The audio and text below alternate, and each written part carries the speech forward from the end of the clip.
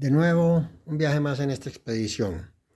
Después de haber abordado a Alemania, la literatura alemana, con ese extraordinario texto de Karl Kraus, Los últimos días de la humanidad, vamos ahora a otro tipo de literaturas de autores que, aunque escribieron en lengua alemana, tienen una identidad cultural propia más allá de la misma cultura germana.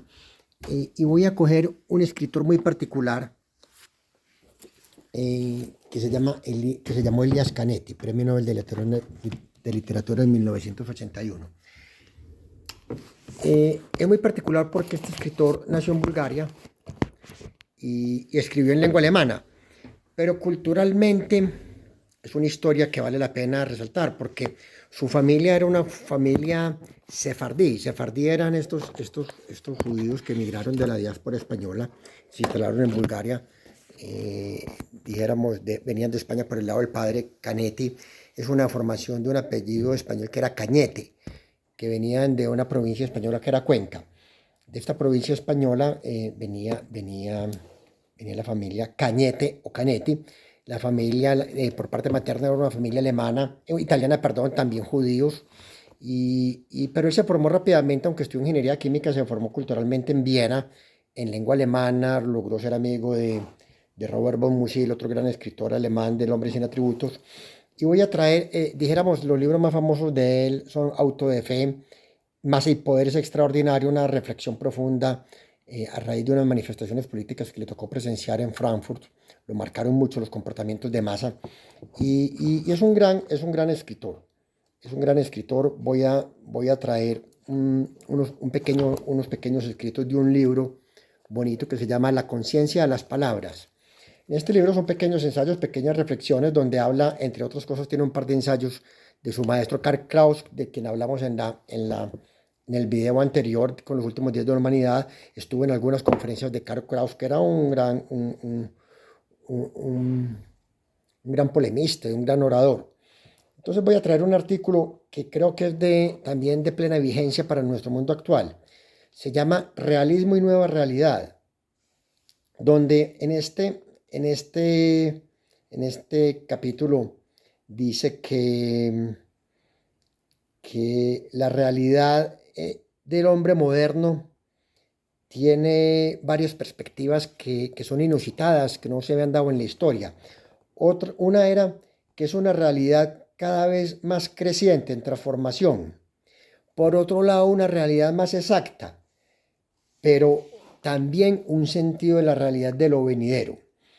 En la realidad actual, en la realidad existente, cuando dice que es creciente, él empieza a hablar como con el conocimiento con el conocimiento y los medios de comunicación, cada vez somos conscientes de más hechos en el pasado y en otras geografías.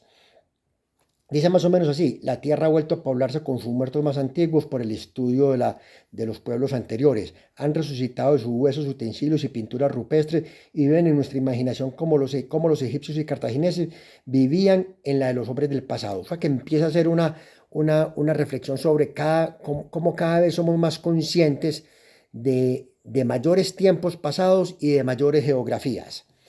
Por el otro lado, cuando habla de que hay una realidad más exacta, el segundo aspecto, dice: la realidad más exacta entronca directamente con la anterior. El origen de esta exactitud es evidente. Se halla en la ciencia, más concretamente en las ciencias naturales. Y empieza a hablar de los autores del siglo XIX, cómo logran tratar con la escuela naturalista el detalle científico de las realidades, con algunas posturas, dijéramos, escépticas sobre lo que fueron las escrituras de Proust, de Bergson, del mismo William James, el norteamericano hermano de Henry James. Pero en fin, yo quisiera hablar del tercer aspecto de esa realidad. El tercer aspecto de la realidad mencionado es la realidad de lo venidero. Lo venidero se presenta ahora en forma muy distinta, se acerca más rápidamente y es convocado de manera consciente. Sus peligros son nuestra obra más característica, pero también lo son sus esperanzas. La realidad de lo venidero se ha escindido. Por un lado, la destrucción; por el otro, la vida mejor.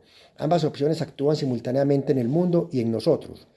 Este futuro doble es algo absoluto y no hay nadie que pueda prescindir de él. Cada cual ve al mismo tiempo una figura oscura y otra clara que se le aproximan a una velocidad angustiante. Por más que mantengamos una a la distancia solo para ver a la otra, ambas se encuentran siempre allí. Dice además que en todas las regiones del planeta y en las formas más diversas hay utopías a punto de convertirse en realidad. ¿Qué tal la utopía de la inteligencia artificial en este momento? La era del escarnio y del envejecimiento de la utopía ya ha pasado. No existe utopía que no pueda realizarse. Hemos descubierto los medios y la visa para convertirlo todo en realidad, absolutamente todo. La osadía de la voluntad utópica se ha incrementado de tal modo que ya no reconocemos del todo y más bien evitamos la palabra utopía en su coloración arcaica y ligeramente despreciativa. Las utopías son fragmentadas en segmentos y abordadas como proyectos que se extienden a lo largo de un número determinado de años. Sea cual fuera el credo político de un Estado, no hay ninguno entre los que se respeten y tomen en serio que opere sin planificación. No olvidemos, sin embargo, que hay utopías de características muy diferentes y que todas operan simultáneamente. Las sociales, las técnico-científicas, las nacionales se ven robustecidas y desolladas unas a otras. Protegen su propio proceso de realización creando armas destinadas a intimidar. Ya sabemos qué tipo de armas son estas. Su aplicación fáctica no se dirigiría con menos violencia contra quien las aplica. Y cada cual presiente este lado oscuro del venidero, que puede convertirse en realidad. La existencia de este tipo de armas ha llevado por vez primera en la historia de la humanidad a un consenso sobre la necesidad de la paz. Pero mientras de este consenso no surja algún planteamiento capaz de hacer frente a todos los peligros y de ser realizado en cada caso, el lado oscuro de lo venidero seguirá siendo una parte decisiva de la realidad, su amenaza angustiosamente cercana y permanente. Escritos antiguos, escritos no muy antiguos, escritos de hace varias decenas de años. Resulta que creemos que el día que estamos viviendo son los únicos y los últimos. Problemas planteados sin resolver hace muchas décadas. El progreso debe ser para el beneficio de la humanidad, pero también puede ser una amenaza. Muchas gracias para todos.